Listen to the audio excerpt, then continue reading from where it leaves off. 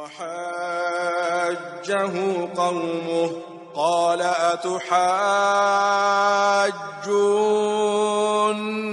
في الله وقد هدان ولا أخاف ما تشركون به إلا أن يشاء ربي شيئا وسع ربي كل شيء علما أفلا تتذكرون. ابراهیم علیہ السلام سره خپل قوم جګړه وکړه ورته ویل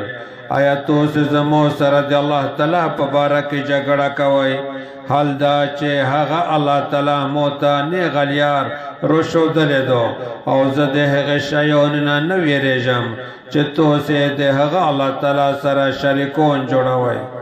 مگر دا چې زمو رب څه شی وغواړي زمو رب د علم په لحاظ سره هر شی روګیر کړی دی آیا نو ویل تاسو نصیحت نه منئ وكيف أخاف ما أشركتم ولا تخافون أنكم أشركتم بالله ما لم ينزل به عليكم سلطانا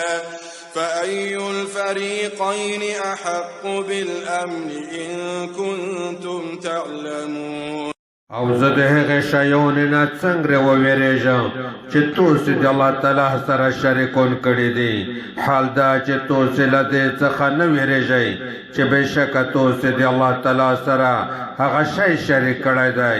یعنې تاسو د هغه الله تعالی څخه نه ویریږئ چې تاسو ورسره شریک نیولی دی چې د هغه په باره کې یې په تاسو باندې هیڅ دلیل نه دی نازل کړی نو په دواړې ډلې کې کومه یوه د امن د عذاب نه د بچ کېدې زیاته حقداره ده که چیرې تاسو پوهیږئ